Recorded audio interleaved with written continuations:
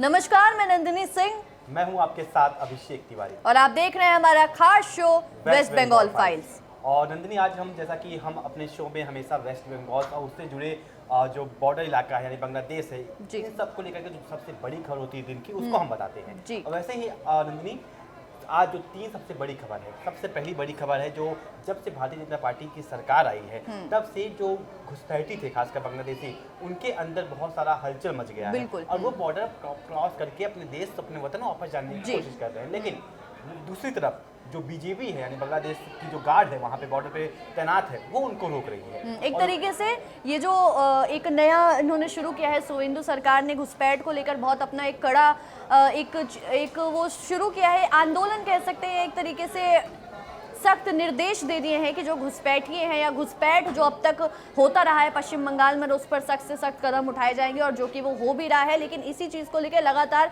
भारत बांग्लादेश के बीच में जो झड़पें हैं वो सुनने में आ रही हैं। इसी को लेकर एक हाई वोल्टेज ड्रामा जो है वो हुआ है, इस पर हम आपको विस्तार से बताएंगे।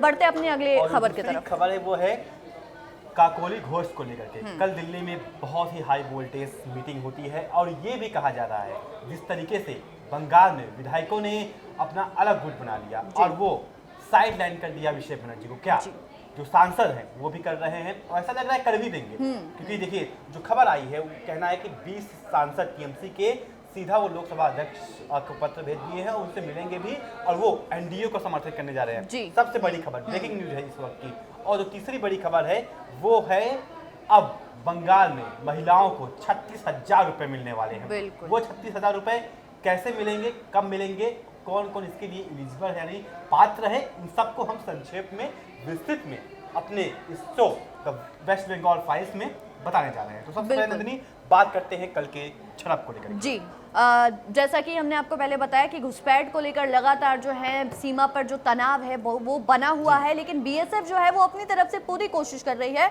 यहाँ तक कि जो भारत है, भारत ने अपना रुख एकदम साफ रखा है कि ये जो भी प्रक्रिया हो रही है उसको बहुत ही आराम से, तनावपूर्ण तरीके से नहीं करना है। बहुत ही एक कह सकते हैं जितनी आसान प्रक्रिया हो सके उसके तहत ये जो घुसपैठ वाला मुद्दा है उसको ख़त्म करने की पूरी कोशिश कर रही है शुवेंदु सरकार। लेकिन जो बांग्लादेश है उनका रुख यहाँ पर बहुत ज़्यादा कह सकते हैं कि वो सहयोग नहीं दे रहे हैं इस चीज़ में। वो उनका एक बहुत आक्रामक रुख वो अपना रहे हैं और वो अपने ही नागरिकों को अपनाने में, अपने ही नागरिकों को वापस अपने देश में लेने से कतरा रहे हैं या फिर साफ मना कर रहे हैं। अब कल हालिया क्या घटना हुई है वो आपको बताते हैं।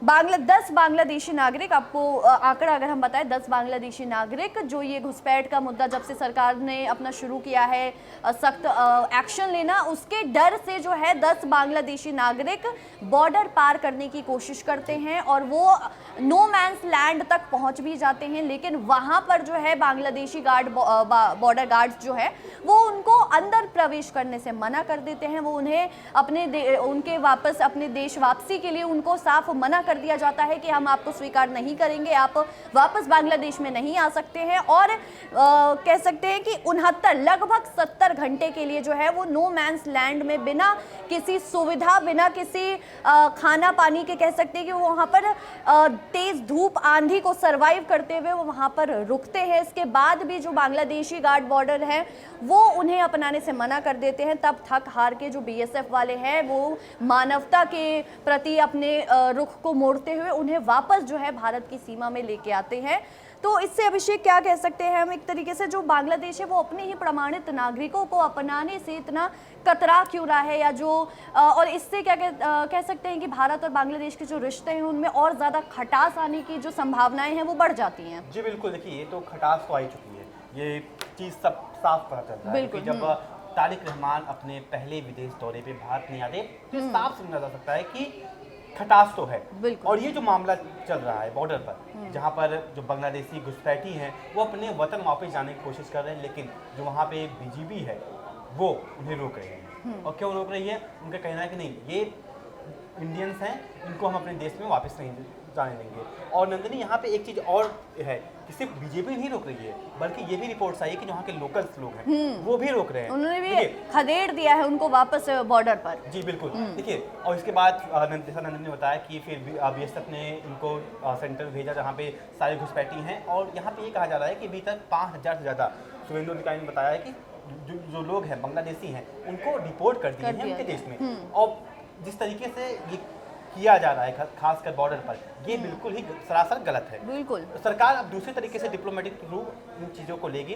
अब जो उनके प्रमाण पत्र होंगे वो बांग्लादेश सरकार के पास जाएंगे, फिर वहाँ से इन लोगों को नंदनी वापस भेजा जाएगा। इसके बाद और जो सबसे बड़ी बात है, ये ध्यान देने वाली बात है कि क्या शुभेंदु अधिकारी और खासकर भारतीय जनता पार्टी इसको लेकर थोड़ा बहुत एक्शन मोड में आएगी या नहीं आएगी। इस तरीके से बांग्लादेश के लोग, खासकर उनकी जो बॉर्डर सिक्योरिटी फोर्स है वो एक्शन दिखा रही है। भारत अभी कुछ बोला नहीं है। भारत हमारा दुनिया का चौथा सबसे बड़ा मिलिट्री पावर है। आबादी में देखें हम दूसरे सबसे बड़ी पावर्स हैं। आबादी में देखें, अर्थव्यवस्था में देखें तो हम दुनिया की तीसरी अर्थव्यवस्था बढ़ने की ओर है। और वहीं बांग्लादेश बात के बहुत छोटा देश है, बहुत ही छोटा देश है बात करें। और भारत पर वो कई तरीके से निर्भर भी है, बहुत निर्भर है। लेकिन ये खासकर बांग्लादेश को समझना होगा कि देखिए भारत के जो लोग हैं वो भारत के लोग नहीं जा रहे हैं, खासकर बांग्लादेश के लोग आए हैं भारत में। और कोई 10 या 20 हज़ार लोग नहीं आए हैं, बल्कि 2 करोड़ से ज़्यादा। ये 2016 का डाटा है। और ये जो 2016 से का डाटा है, और अगर 2026 यानी 10 साल बाद की बात करें तो 2 से 3 करोड़ भी हो सकते हैं जी, जो है बांग्लादेशी, क्योंकि आबादी तो बढ़ रही है लगातार। और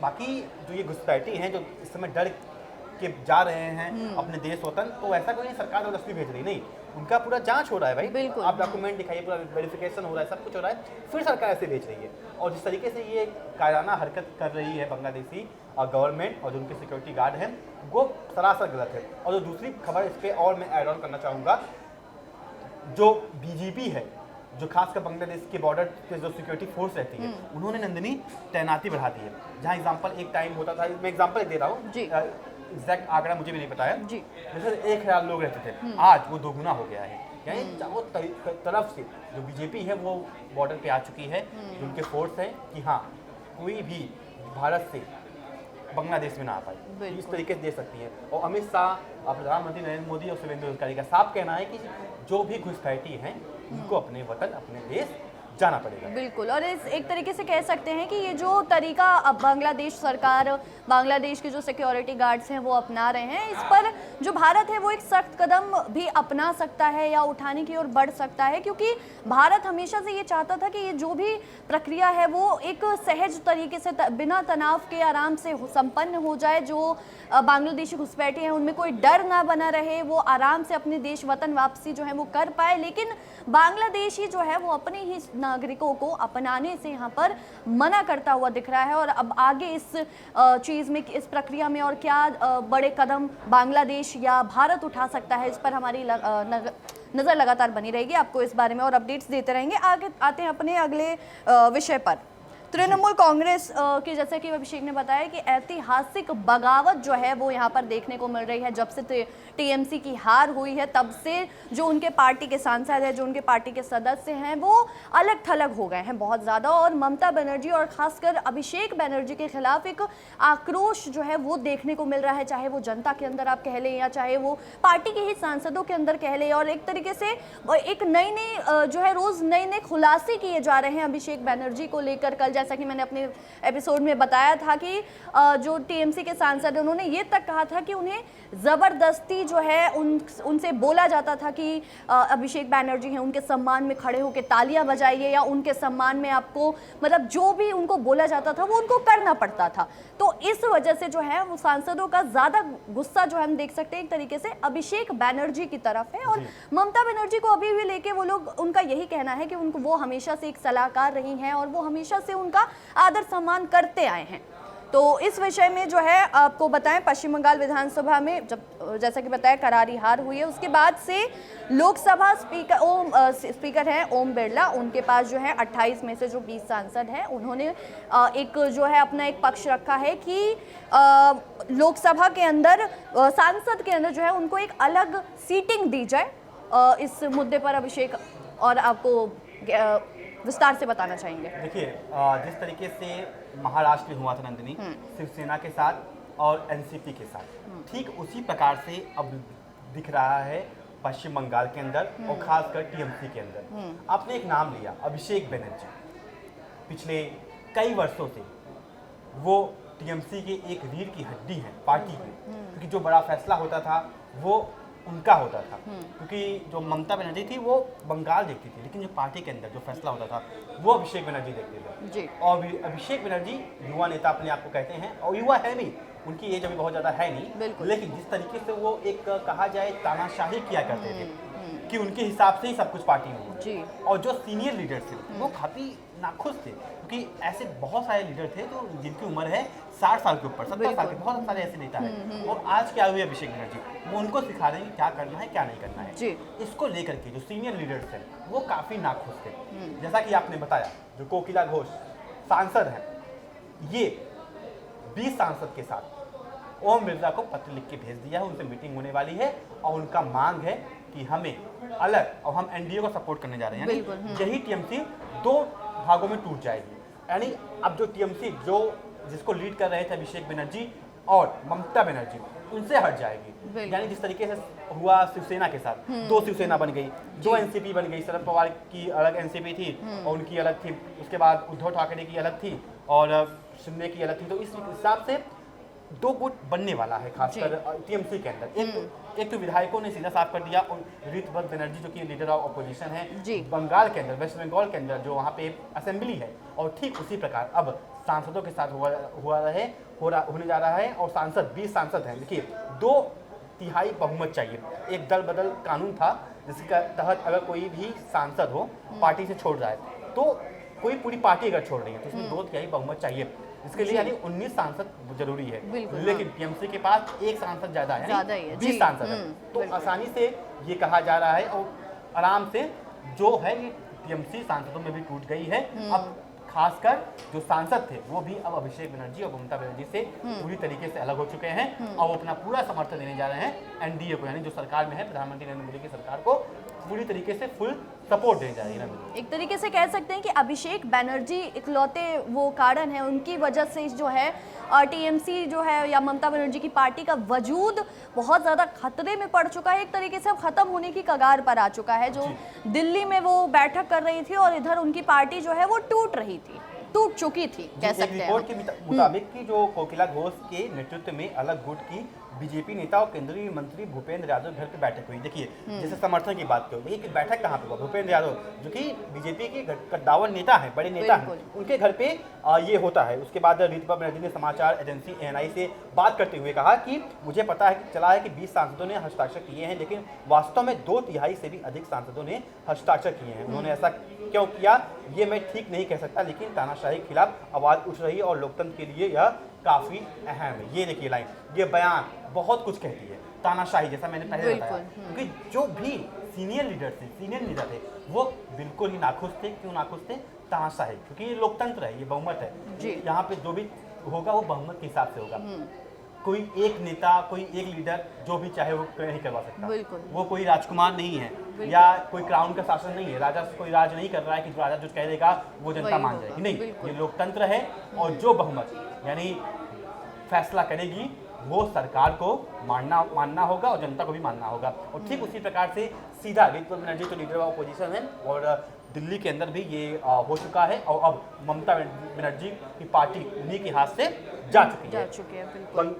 बंगाल के अंदर तो जा ही चुकी थी, अब दिल्ली में भी सांसद ने सीधा 2 टूक बोल दिया कि नहीं, हम आपके साथ नहीं रहेंगे। अब 8 सांसद जो बचे हैं वो भी मुझे लगता है कुछ दिन में आ ही जाएंगे। लेकिन इस पे एक पलटवार भी आया है, जो वहाँ मोहिया मोहित्रा है, जो उनकी सांसद है टीएमसी की, उन्होंने कहा कि वही बात बोला जो उन्होंने विधायक को लेकर बोला था कि यार चुनाव लड़ रहे थे तो दीदी दीदी चिल्ला रहे थे, दीदी दीदी दीदी, टीएमसी टीएमसी टीएमसी, सब वो नाम लेते थे। लेकिन अब आपको क्या हो गया कि बीजेपी वालों ने आपको खरीद लिया या आपको पैसा दे दिया, ऐसे बहुत सारे आरोप उन्होंने लगाया। जी बिल्कुल, उस पर हम बात नहीं करेंगे, क्योंकि सबको पता था बंगाल के अंदर, वेस्ट बंगाल के अंदर, कि अभिषेक बनर्जी की पूरी तानाशाही थी पार्टी के अंदर। वो जो चाहते थे वो होता था।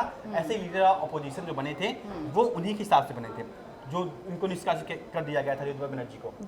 वो आते हैं और सभी जो विधायकों को एक साथ लेते हैं, और 58 विधायकों के साथ 80 में से अब लीडर ऑफ अपोजिशन बन जाते हैं। जी बिल्कुल, अब यहाँ पर हमें साफ साफ दिख रहा है कि जनता के पास जो सबसे बड़ा पावर हम कह सकते हैं, वो सबसे बड़ा पावर जनता के हाथ में ही होता है। और जनता जो चाहती है, जनता को पता है कि उनका हित किस चीज़ में है, किस पार्टी में है, या उनको अपने एक नायक के रूप में किसे चुनना है कि उनके देश का या उनके राज्य का जो हित है वो हो पाएगा। और यही यहाँ पर होता हुआ दिखाई दे रहा है। यहाँ टीएमसी बिल्कुल बिखर चुकी है और अब टीएमसी में कुछ भी लगातार यहाँ पर हो सकता है, कभी भी कुछ भी यहाँ पर पलट सकता है। आते हैं अपने आखिरी विषय की तरफ। जैसा कि अभिषेक ने बताया था, बंगाल में महिलाओं के लिए एक बहुत बड़ा जो है वो एक कह सकते हैं कि शुभेंदु सरकार ने एक बड़ा अनाउंसमेंट हम कह सकते हैं किया है महिलाओं के हित में। जैसे कि इन्होंने बताया 36,000 रुपये की जो राशि है वो यहाँ पर मिलने की बात कही गई है। तो अभिषेक, क्या आप हमें बता सकते हैं कि ये किसको मिल सकती है और किस प्रक्रिया के तहत ये जो काम है ये होने वाला है? देखिए, पश्चिम बंगाल के मुख्यमंत्री शुभेंदु अधिकारी ने सरकार ने अपनी महत्वाकांक्षी सोशल वेलफेयर स्कीम अन्नपूर्णा भंडार योजना के आधिकारिक पोर्टल को लाइव कर दिया। यानी जिन्होंने जब चुनाव हो रहा था उन्होंने बोला था कि हम हर एक महिलाओं को 36,000 सालाना देंगे, यानी हर महीने के 3,000 रुपए। अब ये पोर्टल लाइव हो चुका है। अब यानी कहा जा सकता है कि अगले महीने से मे भी हो सकता है कि ये सभी पैसे उनके अकाउंट में ट्रांसफर कर दिए जाएं। और लक्ष्मी भंडार की लाभार्थी महिलाओं को क्या होगा, यानी जो इससे पहले जो योजना चली थी उनका साफ कहना है कि हम जांच करेंगे, जो डॉक्यूमेंट आपको कोई जरूरत नहीं है कि आप दोबारा जाके वेरिफिकेशन कराएं या उसको फॉर्म भरें, नहीं, आप जो था उसको दोबारा वेरिफिकेशन करेंगे। सारे डॉक्यूमेंट जो असली बात, कुछ हो भी सकता है, कोई फेक लोग बिल्कुल जो या कोई मृत हो चुका है उनको मिल रहा हो, इन सब को लेकर के दोबारा वेरिफिकेशन किया जाएगा। और अगर जो वेरिफिकेशन सही होता है, आपके जो दस्तावेज होते हैं सही होते हैं, तो आपको जो बंगाल की महिलाएं हैं वेस्ट बंगाल जो वो राशि है वो 3,000 मिलती जाएंगी। और ये भी समझते हैं कि यह जो अन्नपूर्णा भंडार स्कीम है किनको किनको नहीं मिलेगा, तो ये जानना बहुत जरूरी है। देखिए, यदि कोई पूर्व लाभार्थी महिला मृत पाई जाती है, यानी इससे पहले कोई महिला हो 60-70 साल की हो, अब मे बी उनकी डेथ हो चुकी हो, तो वो उनके खाते में कोई भी पैसा नहीं जाएगा। और दूसरा, राज्य के बाहर शिफ्ट हो चुकी हैं, जैसे कोई वेस्ट बंगाल में रह रही हो, अब वो जाके दिल्ली या कोई और देश के राज्य में रह रही हो, तो उन महिलाओं को भी नहीं मिलेगा। जो तीसरा है वो है SIR 2026 के दौरान जो एब्सेंट पाए गए थे उनका भी नाम सूची से काट दिया जाएगा। जो SIR हुआ था जिनके दौरान लोग नहीं थे उनका भी नाम काटा जाएगा। और CEA के तहत आवेदन करने वाले या ट्रिब्यूनल में अपील करने वाली महिलाओं को पात्रता के अंतिम फैसले तक लाभ मिलता रहेगा। अब जान लेते हैं कि इसके लिए पात्र कौन है, एलिजिबल कौन है। तो महिला और अस्थायी निवासी, एक तो सबसे पहले आप महिला होना चाहिए, वुमेन है। उसके बाद आप जो नागरिक हैं वो हैं पश्चिम बंगाल की अस्थायी नागरिक। ये नहीं कि आप दिल्ली में रह रही हैं और सिर्फ 10 दिन के लिए आप ये लाभ उठाने के लिए आप यहाँ आ रही हैं, तो ये ऐसा कुछ नहीं होने वाला, ये आपको नहीं मिलेगा। और उम्र सीमा की भी बात की गई है कि 25 वर्ष से 60 वर्ष तक महिला होनी चाहिए, उन्हीं को मिलेगी। और सरकारी नौकरी नहीं होनी चाहिए, सब मोस्ट इंपॉर्टेंट। आवेदक महिला या उसके परिवार में कोई भी सदस्य किसी भी सरकारी या किसी भी जो सरकार की तरफ से कुछ लाभ हो रहा है उसमें नहीं होना चाहिए, तभी मिलेगा। अगर आप भी सरकारी लाभ पे हैं या कोई नौकरी है, आपको भी नहीं मिलेगा। अगर आपके हस्बैंड भी हैं फिर भी आपको नहीं मिलेगा, यानी घर में कोई भी सरकार की तरफ से कोई भी लाभ ना ले रहा हो। उसके बाद जो टैक्स पेयर ना हो, महिला या उसका परिवार इनकम टैक्स दाता नहीं होना चाहिए। अब जान लेते हैं कि डॉक्यूमेंट क्या क्या चाहिए, किनको ये जो महत्वपूर्ण डॉक्यूमेंट है इनको जब आप सबमिट करेंगे तब जाके आपको मिलेगा। सबसे पहले आपका आधार कार्ड होना बहुत अनिवार्य है और मोबाइल नंबर से लिंक होना चाहिए ताकि OTP वेरिफिकेशन हो जाए। आप वही आधार कार्ड दीजिए जो आपका मोबाइल नंबर से लिंक हो, क्योंकि OTP आएगा तब जाके ये होगा। उसके बाद voter ID, EPIC ID card स्थानीय विधानसभा क्षेत्र में निवास पुष्टि के लिए। उसके बाद डिजिटल राशन कार्ड होना बहुत ही अनिवार्य है, ये चीज़ मोस्ट इंपॉर्टेंट है। और जो सबसे मोस्ट इंपॉर्टेंट है एक्टिव बैंक पासबुक, क्योंकि जो पैसा जाएगा वो जाएगा तो खाते में ही, जो आपका बैंक अकाउंट है, पासबुक है, उसको आपको जमा करना पड़ेगा और वो एक्टिव होना चाहिए जिसमें जो सरकार है वो पैसा डाल सके। और तो ये पूरा खबर थी, जैसे आपको हर महीने महिलाओं को खासकर जो वेस्ट बंगाल के अंदर हैं उनको 3,000 रुपये मिलेगा। हमने आपको इस वीडियो में बताया किसको किसको मिलेगा, कैसे मिलेगा, कौन इसके लिए एलिजिबल है, कौन नहीं है। तमाम इन विषयों को हमने आपको एकदम विस्तार तरीके से नंदनी अपने दर्शकों को बताया। तो फिलहाल हमारे इस खास शो वेस्ट बंगाल फाइल्स में अभी के लिए सिर्फ इतना ही। देखते रहिए इंडिया डेली, तब तक के लिए नमस्कार। देखिए इंडिया डेली 24/7 अब आपकी स्मार्ट टीवी पर। इंडिया डेली मौजूद है सभी डिजिटल प्लेटफॉर्म पर लाइव और लगातार। इंडिया डेली 24/7 हर दिन राष्ट्र को समर्पित।